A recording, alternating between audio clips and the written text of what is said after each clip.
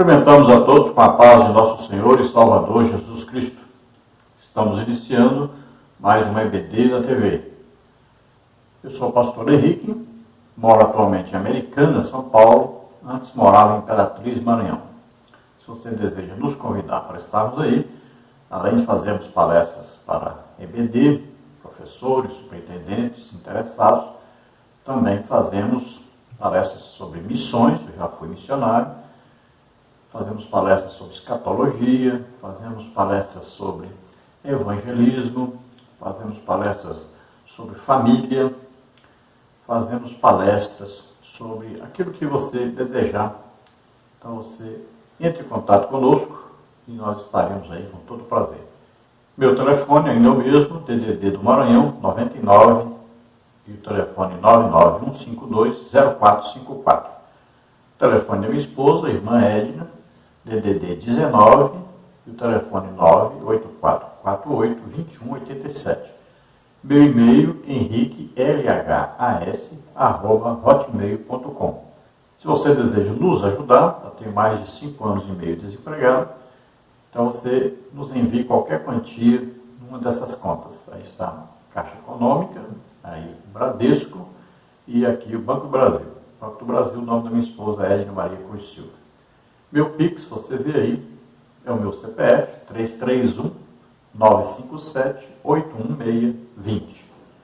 Queremos te pedir que você dê aí um like, que você também compartilhe com alguém esses vídeos.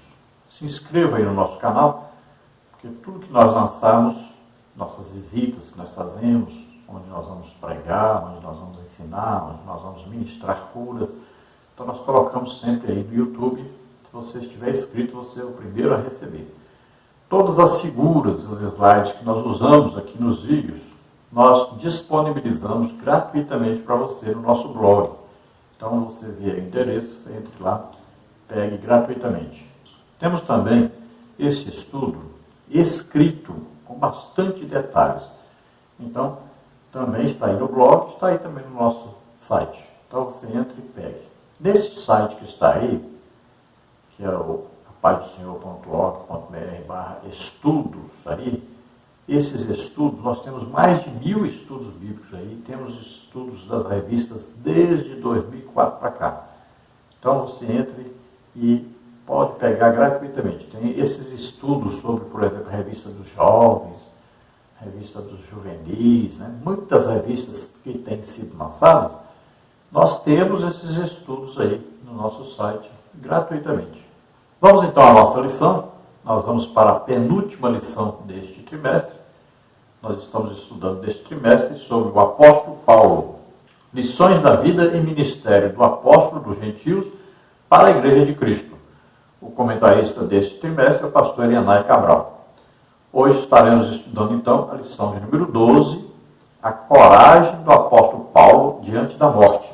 Então, para arriscar a sua vida, para ter coragem de enfrentar todos os problemas que surgem devido à pregação do Evangelho, veja bem, nós não estamos falando aqui dos perigos que um crente corre devido aos seus problemas da sua vida cotidiana. Não, nós estamos falando aqui dos problemas que passam aqueles que se entregam totalmente a Deus para fazer a obra de Deus. Então, este vai enfrentar perseguições, e perseguições tais que ele vai correr risco de vida, perder a sua vida. Então, risco de morte. É isso que o apóstolo Paulo passou. Então, todo o seu ministério, ele esteve todo o tempo pregando o Evangelho, mas ele estava arriscando a sua vida. Ele era perseguido. Foi apedrejado a tal ponto que deram ele como morto uma vez. Então, veja só. Por várias vezes foi chicoteado. Por várias vezes foi preso. Então, é alguém que entregou totalmente a sua vida a Deus e que arriscava diariamente, diuturnamente, arriscava a sua vida para fazer a obra de Deus. Ele obedeceu integralmente ao ID de Jesus.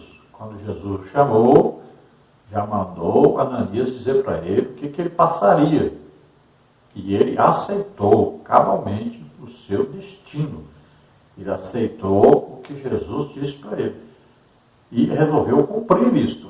Ele poderia não cumprir? Poderia, a qualquer momento. Olha, Deus tem duas vontades para nós. A vontade perfeita e tem a vontade dele permissiva. Todos nós temos isso.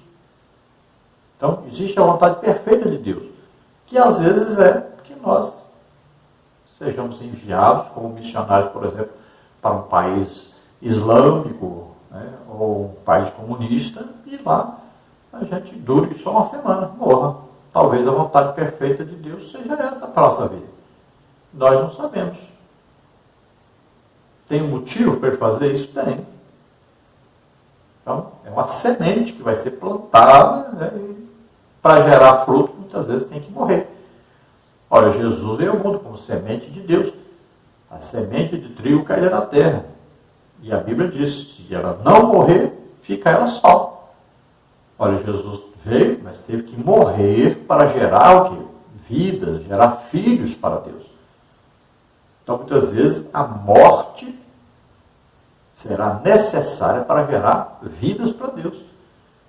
Agora, nós devemos estar dispostos a passar por todo tipo de situação e enfrentarmos isso com o quê? A alegria do Espírito Santo, felicidade, prazer em estar servindo a Deus, prazer em estar dando a vida para que as pessoas sejam salvas. Vamos ao resumo então dessa lição. A lição 12, a coragem do apóstolo Paulo diante da morte. No tópico 1, nós temos a consciência de Paulo quanto a padecer por Jesus. Subtópico 1, a insistência de Paulo em ir a Jerusalém. Subtópico 2, de Mileto para Tiro. Subtópico 3, passando por Cesareia. No tópico 2, nós temos a coragem para enfrentar as ameaças de morte. Subtópico 1, a coragem do apóstolo pela voz do Espírito. Subtópico 2, a chegada em Jerusalém. Subtópico 3, Paulo se depara com seus oponentes judeus.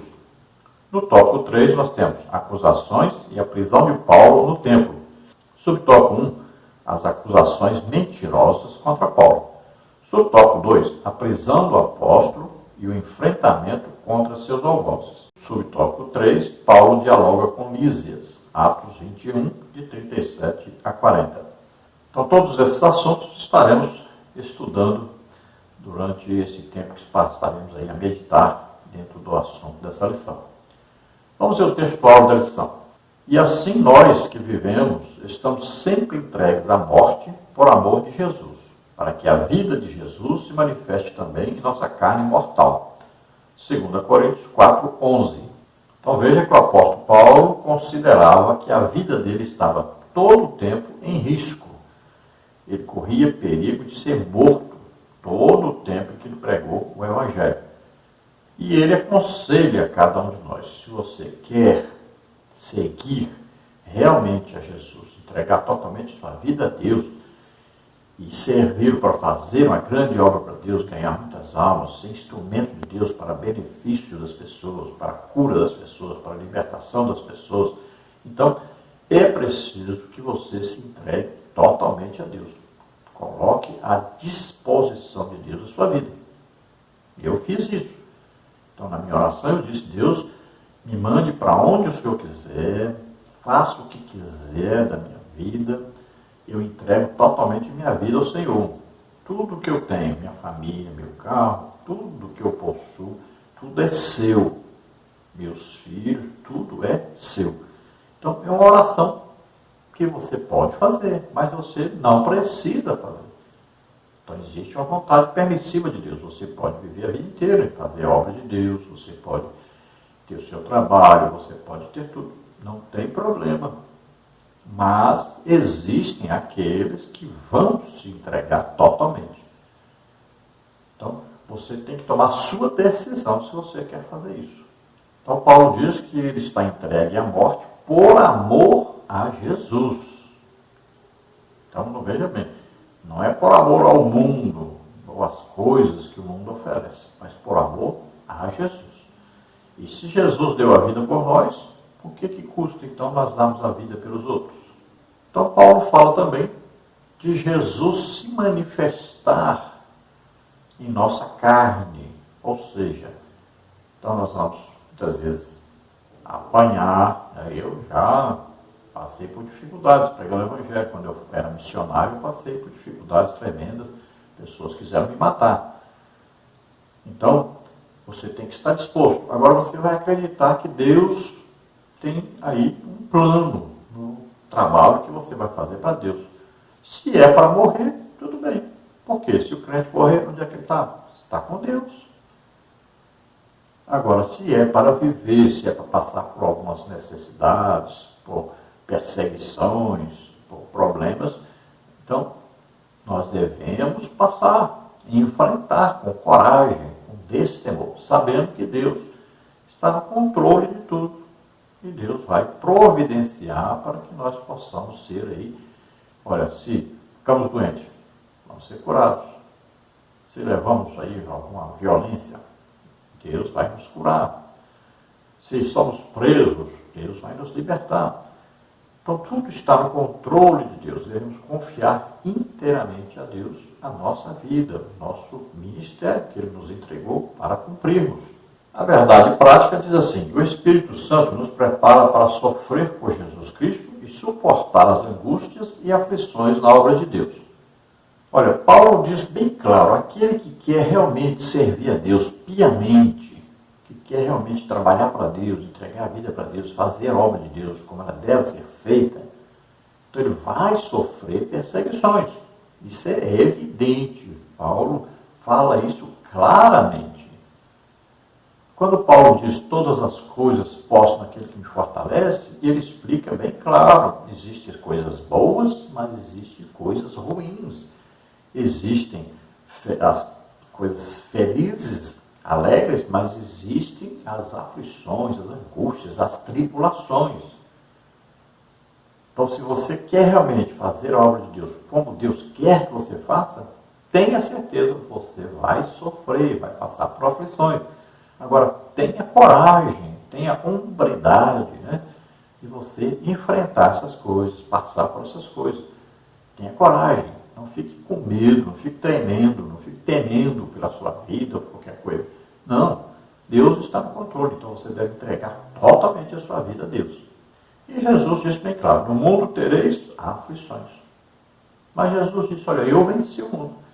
Você fala, mas como venceu? Venceu morrendo na cruz, olha só.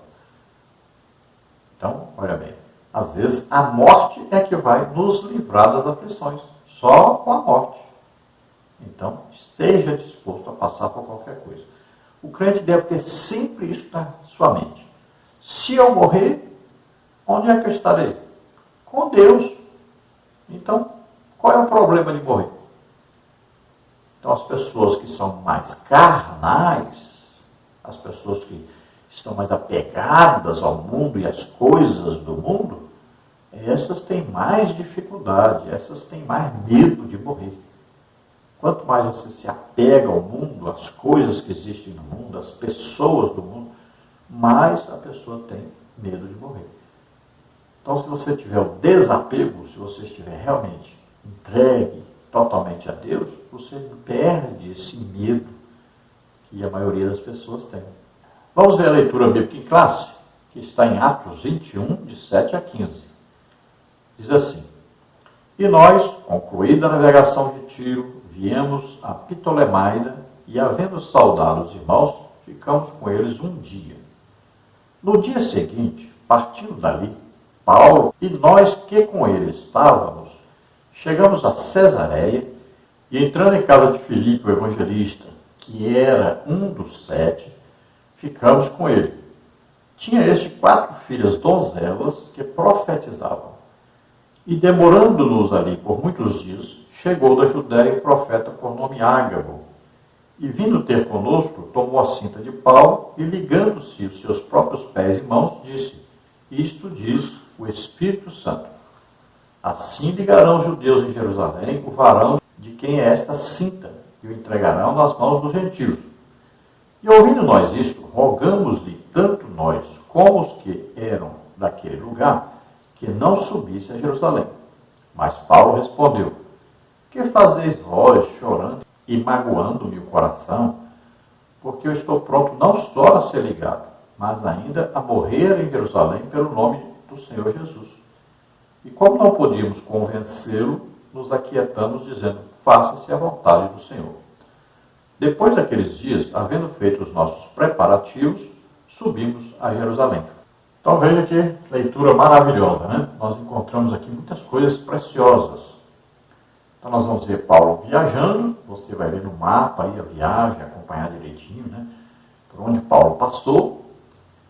E nós vamos ver que ele vai a Cesareia, onde mora Filipe. Filipe era um dos 7, ou seja, um dos 7 diáconos escolhidos lá, né?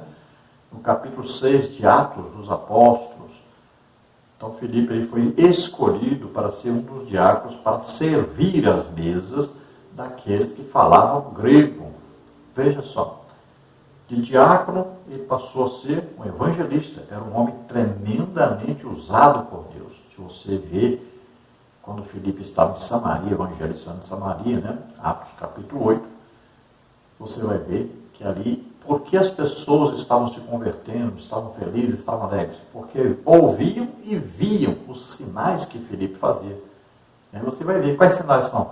Você vai ver, olha, os sinais que você ouve, quais são os dons do Espírito Santo que você ouve. A palavra de sabedoria, a palavra de conhecimento, olha aí, a profecia, as línguas, interpretação de línguas. Isso aí você ouve. E os sinais que você vê? Aí você vai ver o discernimento de espírito, expulsar demônios, aí tem a fé, ressuscitar mortos, milagres, né? A ação de Deus, o pessoal nasceu aleijado e anda, nasceu cego e vê, nasceu surdo e ouve. Então, milagres. Aí tem também o que? Os dons de curar, que você vê a pessoa sendo curada, né? Várias doenças, enfermidades, as pessoas são curadas. Então, olha só, existem os dons que você ouve e existem os dons que você vê. Então, Filipe era usado nisso. Tremendos milagres, tremendas coisas aconteciam no ministério de Filipe. E ele, lembre-se que ele foi pregar aquele eunuco, né? Eunuco Mó, da rainha Candace, da Etiópia. De lá ele foi arrebatado, levado, e ele foi depois para Cesareia, onde ali ele fixou sua residência, sua morada. E ali teve 4 filhas, olha só, as 4 filhas eram virgens, coisa hoje rara, né? Tinha 4 filhas, todas as 4 eram virgens, então moças santas, irrepreensíveis, e todas as 4 profetizavam, ou seja, elas tinham um dom de profecia. Olha que coisa maravilhosa. Quem você conhece assim?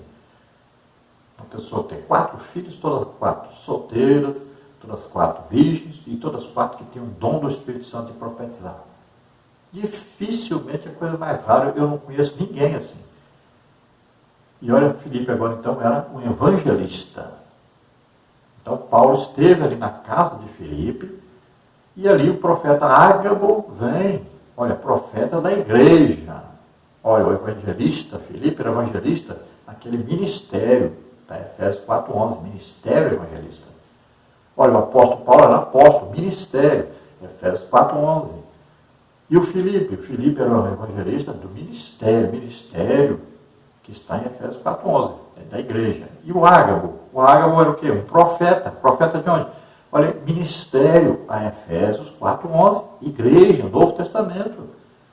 Então ali estava um apóstolo, tinha um evangelista e tinha um profeta, que está aí escrito em Efésios 4:11, a igreja, como é que está escrito na Bíblia. Então a igreja tem apóstolo, profeta, evangelista, pastor e mestre. Então veja só, ali tinham 3 ministérios. E o profeta então, ele recebe o quê? Uma revelação a respeito do futuro. Geralmente o profeta é usado assim, o profeta ministério. Não é o profeta que tem profecia. Os 4 filhos de Filipe profetizaram, ou seja, tinham um dom de profecia. Elas não têm o dom que fala alguma coisa do futuro. Profecia para edificação, consolação e exaltação. Já o profeta Ágabo, sim, ele é usado em palavras de sabedoria, ou seja, falar a respeito de alguma coisa que vai acontecer no futuro. E a Bíblia testifica a respeito de Ágabo, que ele profetizou uma grande seca, e aconteceu realmente. E agora ele vem e fala uma coisa do futuro que vai acontecer também na vida de Paulo, dizendo que Paulo ia ser preso, né? Ligado aí, a palavra quer dizer preso, amarrado em Jerusalém. E isso aconteceu realmente.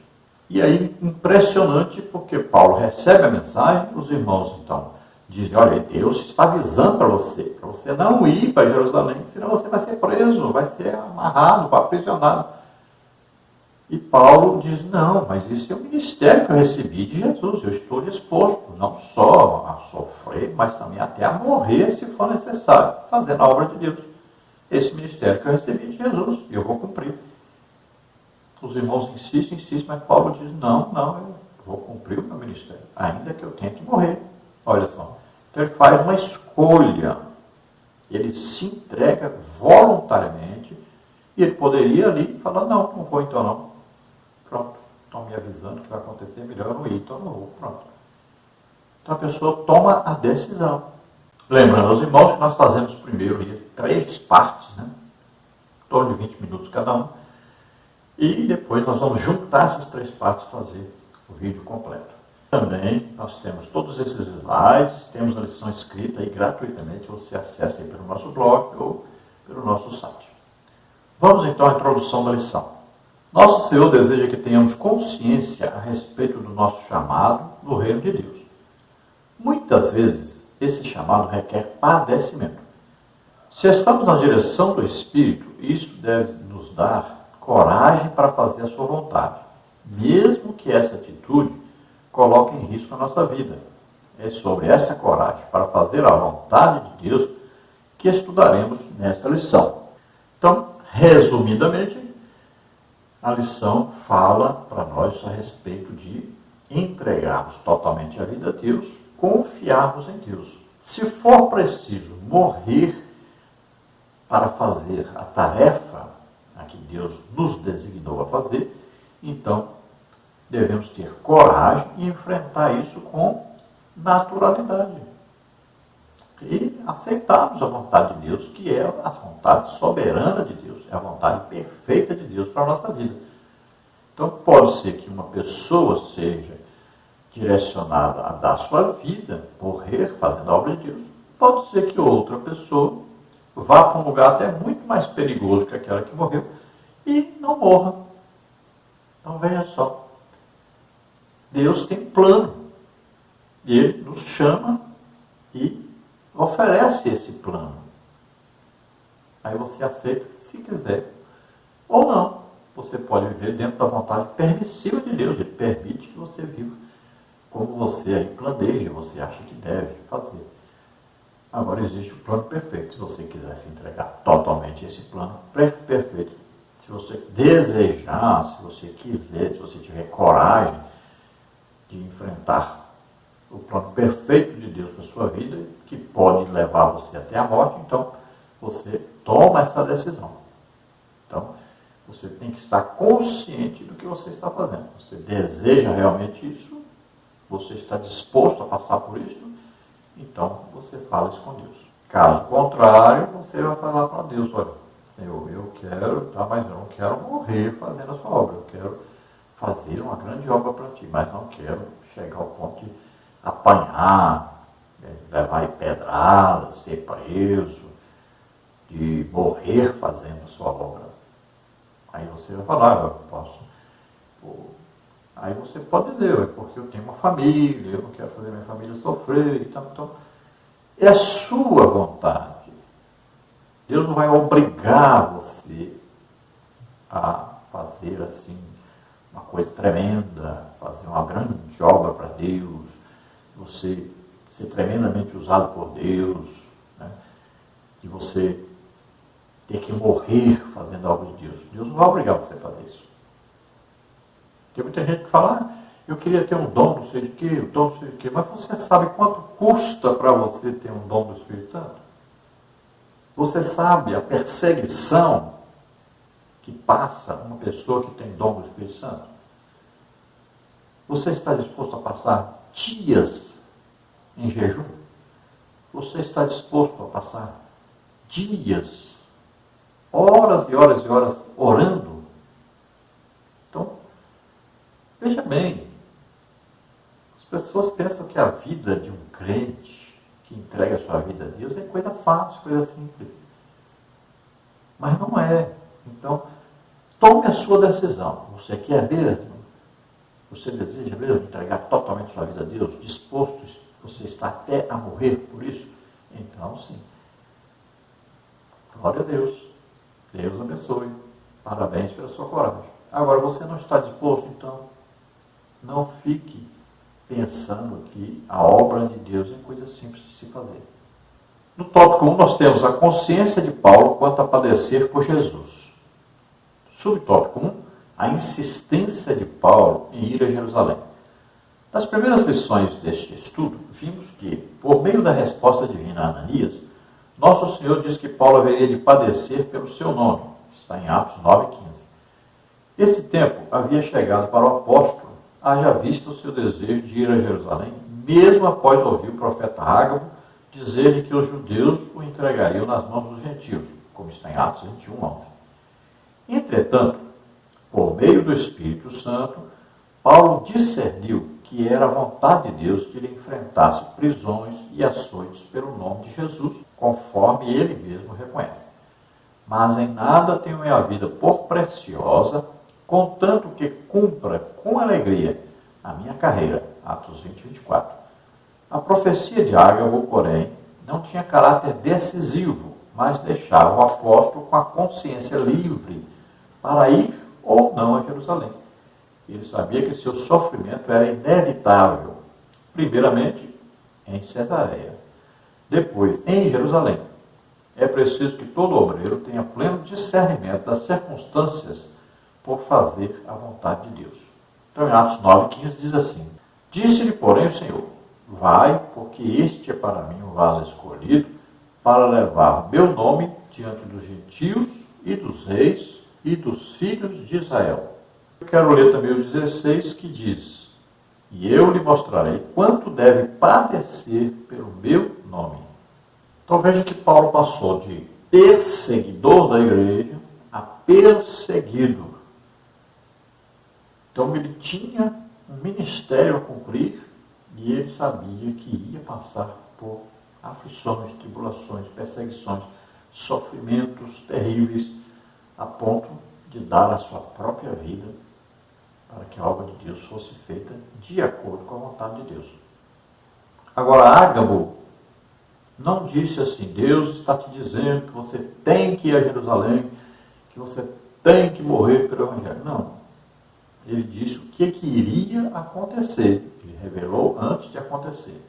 Isso é uma palavra de sabedoria, um dom do Espírito Santo. Agora, Paulo podia, então, ouvindo isso, tomar a sua decisão. Eu vou para Jerusalém, sei que vou ser preso, açoitado, sei que vou para a cadeia, sei que vou acabar morrendo. Agora, eu vou ou não? Então ele poderia dizer: não, não vou, já que estou sendo avisado que vai acontecer isso, decido não ir. Mas Paulo tomou a decisão de se entregar totalmente ao plano de Deus na sua vida. Então ele sofre ao receber a revelação e depois vai sofrer lá quando a revelação se cumpre em Jerusalém. Então cada um de nós deve ter esse discernimento de que, se você quer se entregar totalmente para fazer a obra de Deus, você muitas vezes vai ter que passar por situações difíceis. Eu passo por essas coisas. Eu tenho passado por muitas situações difíceis. Eu tenho sido perseguido tremendamente por pessoas da igreja. Então você tem que saber: você aceita o plano de Deus?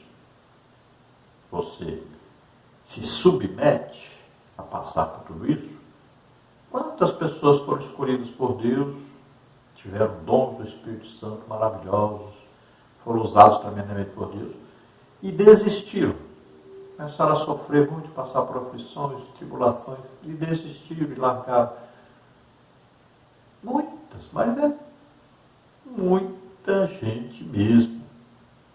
Então é voluntário, você deseja, você se entrega totalmente ou não. No subtópico 2, de Mileto para Tiro. Paulo tomou uma embarcação que ia de Mileto para Tiro, Atos 21, 6 e 7. E sua despedida em Mileto foi muito especial. O apóstolo decidiu em seu coração que deveria ouvir a voz do Espírito e partir. Atos 20, 17 a 38 e Atos 21, de 1 a 6. Nada mais o prenderia, nem mesmo os filhos da fé que ele fizera para Cristo. Em Tiro, Paulo se encontrou com discípulos da cidade e foi ali que lhe aconselharam a não ir a Jerusalém, pois enfrentaria muitas ameaças. Estes irmãos oraram de joelhos na praia pelo e com o apóstolo, como está em Atos 21, de 3 a 5. Nesse lugar havia o bálsamo espiritual misturado à tristeza da despedida. Esse episódio mostra o quanto devemos cuidar uns dos outros, principalmente quando nos encontramos numa missão espiritual. Então, Paulo estava em Mileto e ele vai para Tiro, que fica ali onde hoje é o Líbano.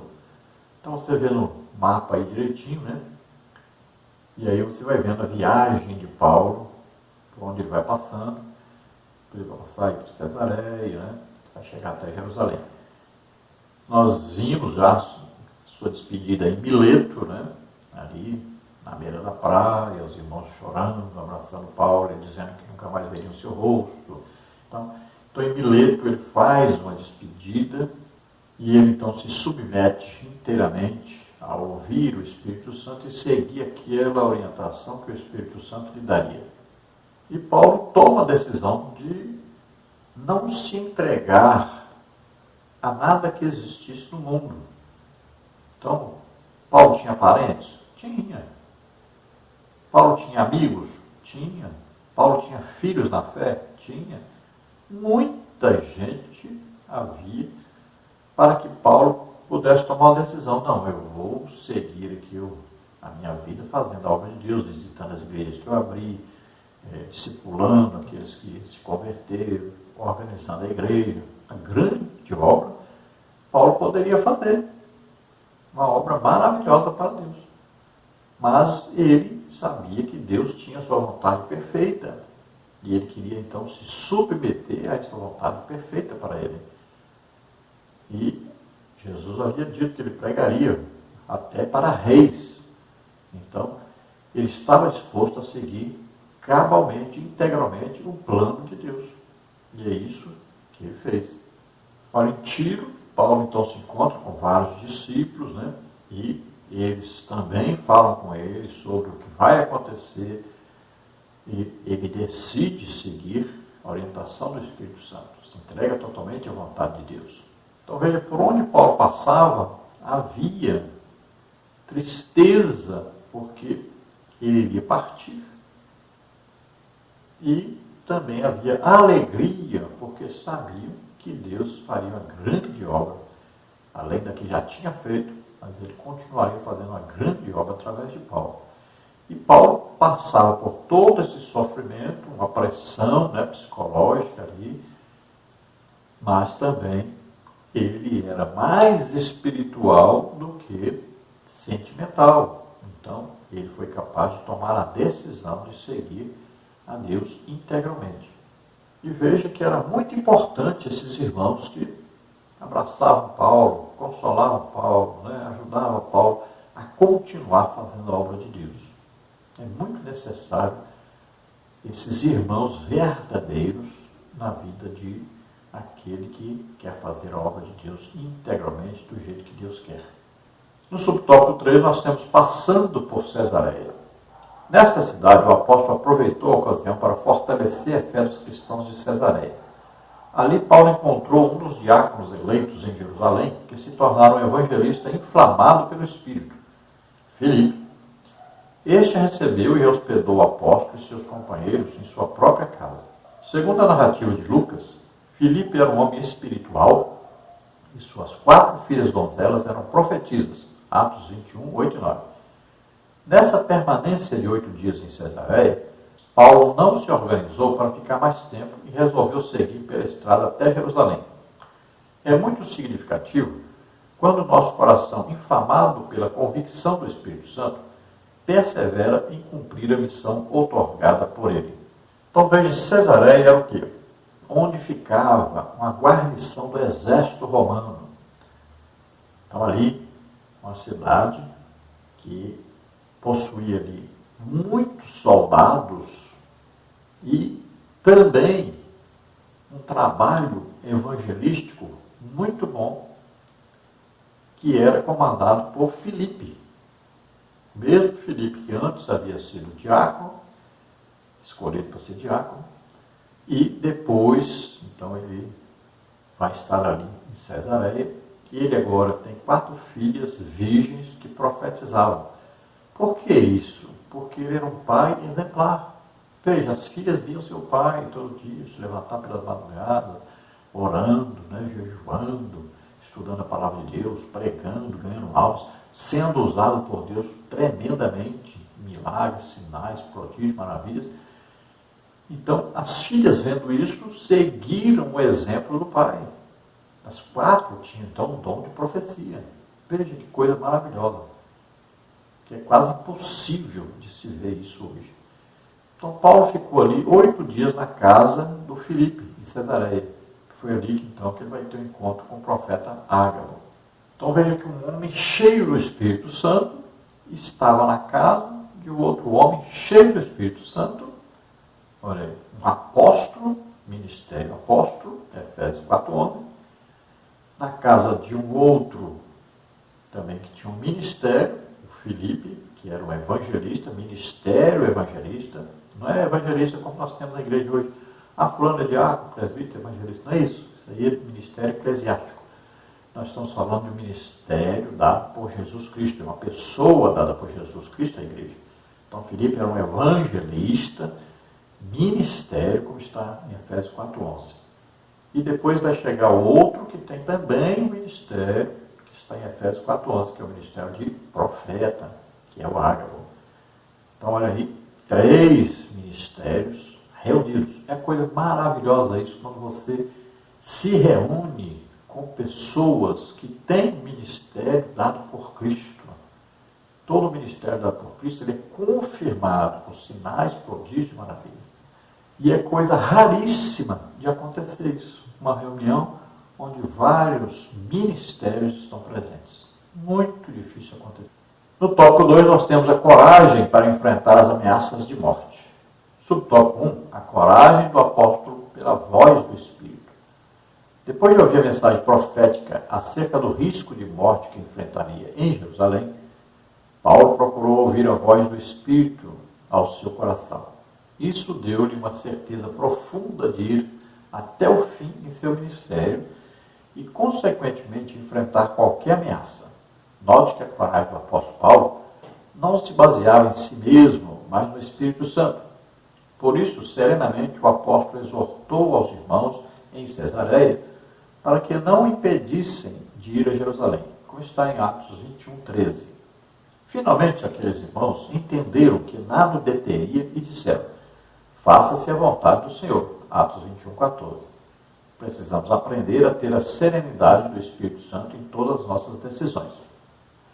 Então veja que Paulo ouviu a mensagem, ele já tinha ouvido através de outros profetas. Mas agora ele vai ouvir através de Ágabo. E ele então toma a decisão. Veja bem, a vontade é do homem. Ele não era obrigado por Deus a fazer isso. O Espírito Santo chegou e obrigou Paulo a fazer. Então a vontade é dele. Agora ele confiava em quem? Estava confiando em Deus, que estava fazendo a vontade de Deus. Agora ele estava confiando que não ia morrer, que não ia passar aflições, tribulações. Não. Pelo contrário, ele confiava em Deus e sabia que ia passar por tudo isso. Então ele tomou a decisão, é a vontade dele, em seguir a Deus, em seguir a orientação de Deus, em se submeter à vontade perfeita de Deus. Ele não foi obrigado. é uma opção. E ele escolheu servir integralmente a Deus. Mesmo que o plano de Deus para ele fosse ele morrer fazendo a obra de Deus. Não só morrer, né? Mas aí açoites, apedrejamentos, aí jejuns, perseguição de todo jeito, né? Açoitado várias vezes, preso várias vezes, apedrejado várias vezes. Então, ele passou por muitas coisas difíceis de alguém suportar, mas ele estava sempre entregando a Deus a sua vida, confiando em Deus, e sempre fazia tudo com alegria, mesmo sofrendo, mesmo preso. Nós vamos ver na carta aos Filipenses, preso, mas ele está sempre falando de alegria. E ele explica, o reino de Deus não é bebida nem comida, mas o reino de Deus é o quê? Paz, justiça e alegria no Espírito Santo. Então os irmãos até tentaram impedir Paulo, mas ele insistiu que ia fazer a vontade perfeita de Deus, mesmo que lhe custasse a própria vida. Vamos agora então à terceira parte dos vídeos, depois nós juntamos tudo, fazemos uma parte só, um vídeo completo. Lembrando então que as figuras ilustrativas, os slides que nós usamos aqui nos vídeos, e também os estudos escritos estão aí no nosso blog, também na nossa página na internet. Então você entra lá, pegue gratuitamente. Continuando então no tópico 2, subtópico 2, a chegada em Jerusalém. Paulo foi para Jerusalém acompanhado por alguns discípulos de Cesareia, como está em Atos 21:16. Sua recepção em Jerusalém foi feita de muito boa vontade pelos irmãos da igreja, Atos 21:17. A notícia de sua chegada rapidamente se espalharia pela cidade. A ocasião era festiva e Jerusalém estava recebendo judeus de todas as partes do Império Romano para a tradicional festa de Pentecostes. Então Paulo segue para Jerusalém e alguns irmãos então o acompanham até Jerusalém. Veja que a igreja recebeu Paulo, agora a igreja está o quê? Preocupada. Os irmãos, os apóstolos estavam preocupados com as notícias que chegavam a respeito de Paulo, e eles sabiam que Paulo estava sendo perseguido e que haveria problemas com Paulo em Jerusalém.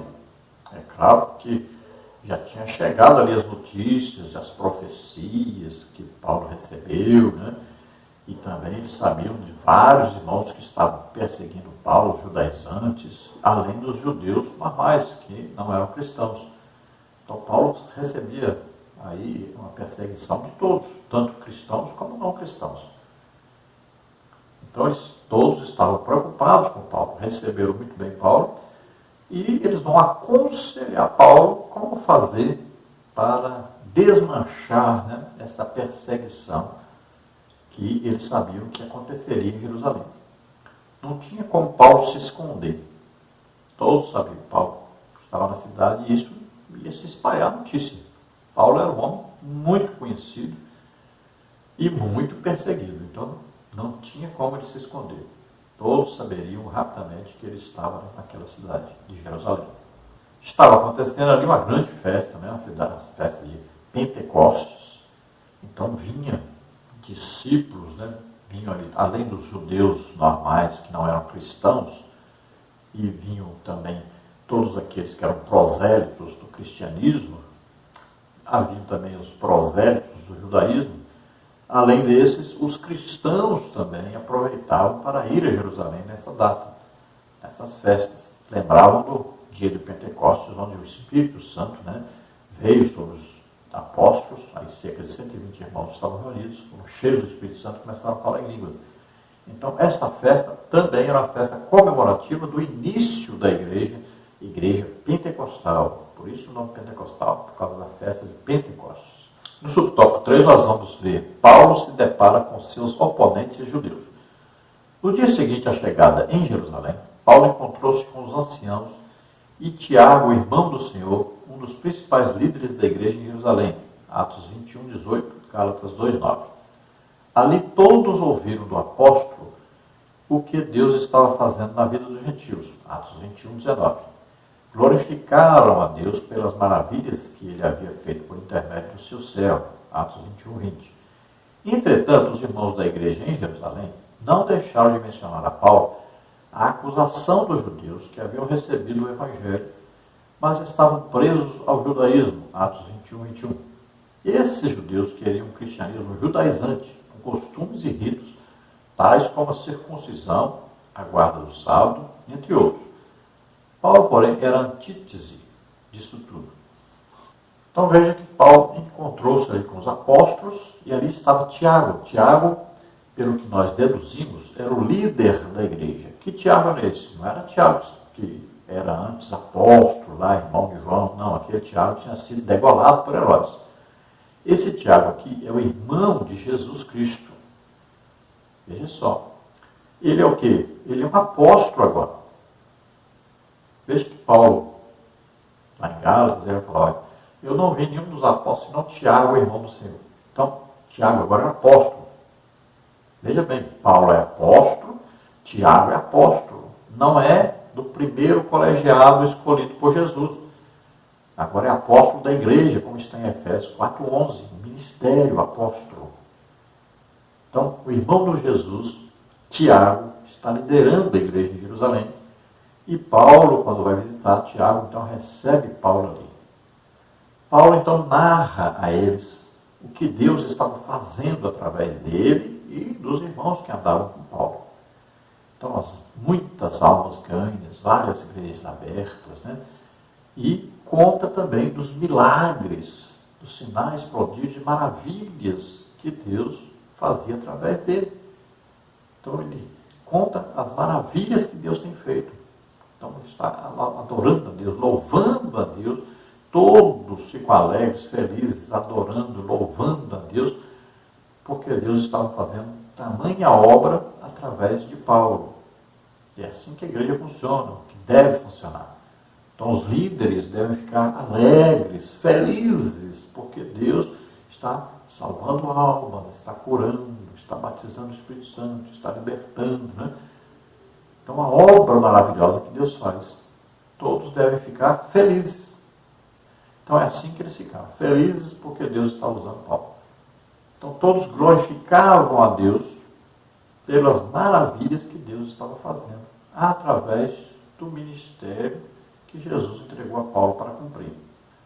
Aí então os irmãos vão relatar a Paulo, vão dizer para ele a preocupação que eles tinham, porque os judaizantes, aqueles judeus que se tornaram cristãos, mas estavam presos ainda à lei, estavam presos ainda aos rudimentos, né? Estavam presos ainda às coisas lá do judaísmo e que ainda não estavam livres dessas coisas, por exemplo, guarda-sal, as leis dietéticas, né? As comidas que eram proibidas, estavam presos às festas, lua nova, aquelas coisas tudo, do judaísmo.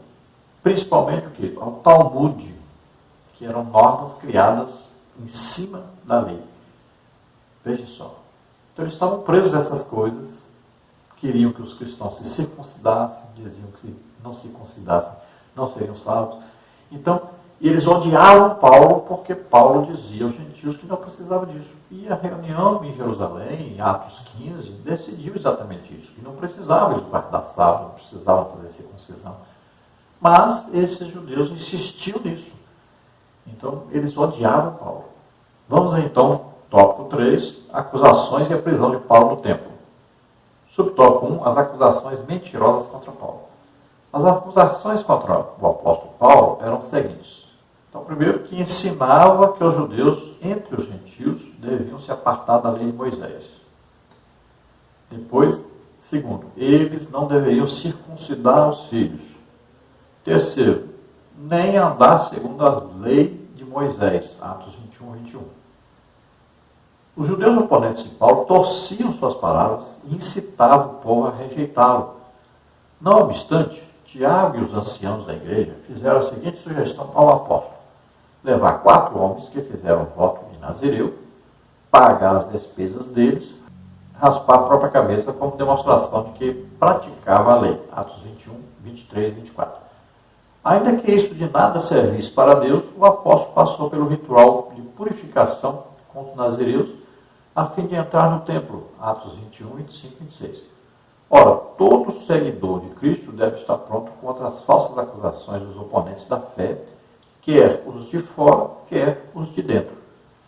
Então veja que os judeus encontraram Paulo ali, diziam que Paulo estava ensinando as pessoas a não cumprir a lei de Moisés, diziam que Paulo ensinava que os cristãos não precisavam circuncidar os seus filhos. Isso é verdade? Verdade. Paulo ensinava isso, que não precisava da circuncisão. E os líderes da igreja de Jerusalém também tomaram essa decisão na reunião que houve. E diziam que Paulo então dizia que eles não deveriam andar segundo a lei de Moisés. O que é verdade. Paulo ensinava que os mandamentos são bons, são santos, mas conduz o homem ao quê? A conhecer que são pecadores e precisam do Salvador, Jesus Cristo. Então eles não deveriam realmente seguir, por exemplo, guarda de sábado, as leis dietéticas da alimentação, né? Circuncisão. Então, várias coisas da lei de Moisés, eles não precisavam seguir, como foi determinado na reunião em Jerusalém, como está em Atos 15. Então, algumas coisas eles mentiram, mas outras coisas não. E, na verdade, eles fizeram foi só aumentar, né, as coisas sobre Paulo. E como ali tinha muitos judeus que não eram cristãos, não sabiam das decisões de Atos 15 da igreja, né, judeu, então, ele não admite que uma pessoa fale que Jesus Cristo é o Salvador. Ele fica nervoso, bravo, zangado mesmo. Ele não aceita isso. Então, aqueles falsos irmãos judaizantes pegaram e falaram mal de Paulo para o povo, que não eram cristãos, e juntou então a grande multidão. Pegaram o Paulo, tiraram o Paulo do templo, fecharam a porta e começaram a bater no Paulo, querendo matar o Paulo. Como esses irmãos estavam em Jerusalém, e Paulo estava em Jerusalém, então os apóstolos disseram, já sabemos, eles vão aqui pegar o Paulo. Então aconselharam Paulo a pegar 4 homens ali, judeus, que fizeram o voto de nada. A pessoa não podia tomar vinho, né? Então esse período, aí no caso, eram 7 dias. Então eles precisavam ficar aí 7 dias. Eles jejuavam, oravam, né? Se consagravam totalmente a Deus ali. E para isso eles tinham então que rapar a cabeça, em sinal de contrição, de entrega total e de vergonha. Porque ali estavam o quê? Se envergonhando diante de todos, se humilhando com consagração a Deus. Era o costume deles. Os apóstolos já tinham decidido em Jerusalém, em Atos 15, na primeira reunião, no primeiro concílio da igreja, foi decidido as coisas básicas para os cristãos seguirem. Que era se guardar dos ídolos, né, de comer sangue, carne sufocada, e não participarem de prostituição. Veja bem, se fosse um cristão hoje, talvez ele não seguisse esse conselho, né? Mas Paulo era judeu, veja bem, Paulo era judeu, então ele achava normal fazer isso para aliviar um pouco, então, aquela perseguição a ele. Então ele tomou a decisão de seguir o conselho, obedecer a liderança em Jerusalém. Mas ele poderia não fazer isso. Então, se nós olharmos da maneira, do prisma cristão hoje, nenhum de nós faríamos isso. Mas Paulo era judeu e ele queria mostrar sua obediência à liderança em Jerusalém e queria que houvesse paz, né? Então ele fez de tudo para acontecer a paz. Mas o que ele achava que ia dar certo, não deu certo. Quando estavam terminando os 7 dias de consagração, aí o que aconteceu? Descobriram Paulo lá, fizeram uma grande algazarra, um grande tumulto, né? É o que aconteceu. Então, no subtópico 2, a prisão do apóstolo e o enfrentamento contra seus algozes. A maioria dos judeus da Ásia, que veio para a festa de Pentecostes, ao ver Paulo no templo, começou a alvoroçar todo o povo, lançando mão ao apóstolo, acusando-o de inimigo de Moisés e profanador do templo. Atos 21, 27 e 28. Os homens que ouviram esses incitadores agarraram o apóstolo e o arrastaram para fora do templo, fechando suas portas. Atos 21, 30. Essa gente começou a pedir o linchamento ou apedrejamento de Paulo, e essa notícia chegou ao comandante chamado Cláudio Lísias. Este investigou o problema, prendeu e algemou o apóstolo, levando ao quartel-general que ficava na Torre Antônio, onde eram colocados seus presos. Atos 21, 33. Não nos esqueçamos dos milhares de cristãos que têm sua liberdade cerceada por causa de sua fé em Cristo. Estejamos atentos para os caminhos que o Espírito Santo quer nos levar. Então veja que os judeus da Ásia, que eram judaizantes, quando viram Paulo ali no templo, então começaram a acusá-lo então, de colocar um homem ali que não era judeu, porque sabiam que Paulo andava, né, com alguns companheiros, né, como por exemplo Tito, que não era judeu. Então vemos que Paulo foi acusado de introduzir Trófimo. Eles viram Trófimo em Jerusalém e pensaram, Paulo colocou o Trófimo aqui dentro do templo, profanou o templo, não aceitavam que alguém que não fosse judeu entrasse no templo. Então já acusaram aí uma acusação falsa, né? E começaram aquelas outras acusações que eles já faziam antes, que Paulo era contra a lei de Moisés, que Paulo não deixava os cristãos se circuncidarem, que ensinava os cristãos a não cumprir nada da lei. Então, a multidão foi ouvindo aquilo, pessoas que não eram cristãos ouviram aquilo, né? Aí, com isso veio o zelo religioso, então todos pegaram Paulo, colocaram para fora do templo, fecharam a porta para ele não entrar e começaram a espancá-lo pelo meio da rua, até que chegou a notícia então ao tribuno, ao líder, né, ali que comandava soldados. E ele então vai ajudar Paulo, tirando Paulo do poder da multidão. Então ele pega Paulo, prende, algema Paulo e ainda manda açoitar Paulo quando ele fica sabendo que Paulo é um cidadão romano. Ali havia a Torre Antônia, que era exatamente num lugar muito conhecido como Fortaleza Antônia. Então você vê aí, até a figura colocamos aí para você ver. Para ali Paulo foi levado. Antes nós vamos ver que Paulo fala à multidão, né? E o comandante pensa que Paulo é alguém que promoveu aí uma sedição ali, um grande movimento contra o Império Romano. Ele descobre que Paulo não é este homem e também descobre que Paulo é cidadão romano. Então ele não açoita Paulo e vai prendê-lo. Depois nós vamos ver para frente o que acontece com Paulo. Devemos nos lembrar aqui dos milhares de cristãos que já morreram por perseguição religiosa. Milhares e milhares. O campeão de perseguição hoje, o que é? A Coreia, né? Os países comunistas são os principais perseguidores do Evangelho hoje. E você vai ver, ano que vem, uma perseguição no Brasil ao Evangelho. Prepare-se.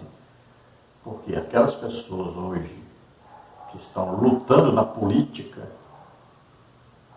que estão dominando a política, né? Eles, na verdade, são comunistas. E eles vão fazer de tudo para impedir a igreja de trabalhar a favor da verdade, da liberdade, né? Vão fazer de tudo para impedir que a igreja continue crescendo. Então, uma obra satânica. Então, os principais perseguidores comunistas. Mas existem outros, né? Por exemplo, os islâmicos, né? Os muçulmanos são grandes perseguidores do Evangelho. Então, países principalmente comunistas e islâmicos ou muçulmanos são os principais perseguidores hoje do Evangelho, onde mais se matam os pregadores, os evangelistas enviados por Deus para pregar o Evangelho lá. No subtópico 3, Paulo dialoga com Lísias, Atos 21, 37 a 40. No diálogo com Lísias, Paulo fala em um grego polido e o comandante então descobriu que o apóstolo não era o sicário egípcio procurado nas regiões do Império. Esse egípcio levantaram uma sedição contra o imperador tempo atrás, Atos 21, 38. Como Paulo se declarou cidadão romano, Lísias não mais o confundiu com esse sicário e mudou a forma de tratamento com o apóstolo, Atos 21, 39 e 40. Mesmo ferido pelos açoites, manchado com o próprio sangue, mas estimulado pelo sentimento de martírio pelo seu Senhor, o apóstolo não perdeu a oportunidade de usar a sua defesa para proclamar o Evangelho. Versículo 40. Eis a razão de o apóstolo padecer pelo nome de Jesus, proclamar o Evangelho para as pessoas que o odiassem. Às vezes somos provados por Deus e percebemos que sua vontade é para que o Evangelho seja anunciado por meio de nós, ao enfermo no hospital, ao preso numa penitenciária, ao viciado numa cracolândia, ou em qualquer outra circunstância desconfortável que ele nos colocar. Estejamos atentos para os caminhos que o Espírito Santo quer nos levar. Então vemos um encontro de Paulo com Lísias, que era o comandante, que ele primeiro manda açoitar Paulo, algema, manda açoitar, mas aí Paulo diz que é cidadão romano, o soldado fala com Lísias, e ele então pergunta, mas como? Eu paguei caríssimo para ser um cidadão romano. E Paulo diz, pois eu sou de nascimento.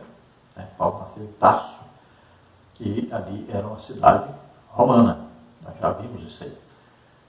Então veja que ele passa a tratar Paulo brandamente, porque ele é um cidadão romano, e ele sabia que um cidadão romano primeiro precisa ser julgado para depois ele sofrer algum açoite, alguma coisa. Então ele não poderia açoitar Paulo, e tinha que tratar bem porque era um cidadão romano.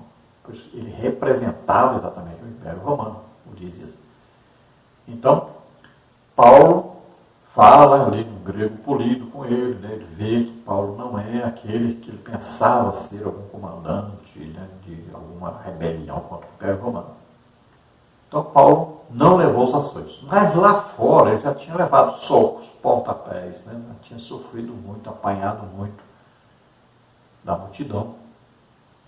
Então ele estava ali sangrando, machucado, sofrendo muito, e assim foi preso para que a multidão não o matasse. E agora, para soltá-lo, ficaria difícil, porque o comandante precisaria de uma autorização de uma autoridade superior. E aí nós vamos ver depois toda a saga, ou seja, toda a história de Paulo, suas prisões, seus julgamentos, suas pregações diante então, de governadores, de reis. Então nós vamos ver cumprindo o ministério que Jesus tinha dito que ele faria para ele. Então Paulo estava disposto a fazer qualquer coisa, sofrer qualquer coisa para pregar o Evangelho e as pessoas serem salvas. Assim também nós devemos em toda parte, sem temer as pessoas. Jesus disse, olha, os homens, o máximo que eles podem fazer é o mal ao nosso corpo. Mas nós temos que temer mesmo, é a Deus que pode lançar no inferno, corpo, alma, no inferno. Então nós temos que servir a Deus. Devemos temer a Deus, não aos homens. Façamos a obra de Deus em todo o tempo, em todo lugar. Conclusão. A atitude de sofrer pelo nome de Jesus tem sido abandonada nos tempos modernos. A visão que Paulo tinha da missão evangelizadora o fazia enfrentar toda e qualquer oposição e sofrimento. O apóstolo podia dizer, porque a nossa leve e momentânea tribulação produz para nós um peso eterno de glória muito excelente. 2 Coríntios 4,17. Então veja que nos dias atuais as pessoas não querem mais sofrer pelo Evangelho. Existe aí o politicamente correto. Então as pessoas não querem mais pregar o legítimo Evangelho, querem agradar as pessoas, É só mensagem de autoajuda, ninguém mais combate, fala mal do pecado. Então, é um Evangelho light que está sendo pregado. Mas existem ainda, graças a Deus, os corajosos, os destemidos, que enfrentam qualquer coisa para pregar o Evangelho legítimo, a palavra de Deus. Então, a visão evangelizadora de Paulo fazia com que, então, ele enfrentasse qualquer coisa para que as pessoas fossem salvas. E olha que Paulo diz que a sua leve, momentânea tribulação. Então, ele considera aquilo, tudo que ele passou, como leve, como momentâneo, é uma coisa de momento. Passa por isso hoje e amanhã. Acabou. Então, a nossa vida deve ser encarada assim. É uma fase, mas vai passar. Então, são fases. Muitas vezes as fases são difíceis, mas nós devemos enfrentá-las. Tudo por amor a Deus e amor às pessoas. Se Jesus deu a vida por nós, o que custa nós darmos a vida pelos irmãos, pelas pessoas? Vamos então orar agora. Se você, ouvindo a palavra de Deus, deseja entregar sua vida para Deus agora, se você deseja aceitar Jesus como Senhor e Salvador, seu único Senhor e Salvador, faça isso agora. Vamos orar juntos. Se você, ouvindo, deseja entregar totalmente sua vida a Deus, confiando a sua vida e tudo que você tem a Deus, você está disposto a passar por qualquer coisa, então faça a oração com Deus. Se você está doente, está enfermo, vamos orar agora para que você seja curado. Vamos orar. Pai querido, em nome de Jesus, te apresentamos essas vidas que se chegam a Ti, arrependidos dos seus pecados, aceitando Teu Filho Jesus Cristo, o sacrifício que Ele fez na cruz do Calvário, levando sobre Ele nossos pecados, doenças, enfermidades, maldições em nosso lugar. Ressuscitou, está à direita de Ti, ó Deus, Pai, e está intercedendo por nós. Em nome de Jesus, salva agora essas vidas, escreve seus nomes no livro da vida. Na área do Senhor, o Espírito Santo. Pai, recebe agora aqueles que estão se dedicando integralmente a Ti, entregando totalmente suas vidas a Ti, para serem usados por Ti, para ganhar milhões de almas. Pai querido, aqueles que estão doentes, estão enfermos, cura agora, Senhor. Toca neles agora, em nome de Jesus. Solta essas vidas, toda doença, toda enfermidade. Toca, Senhor, e cura totalmente, em nome de Jesus. Amém? Glória a Deus.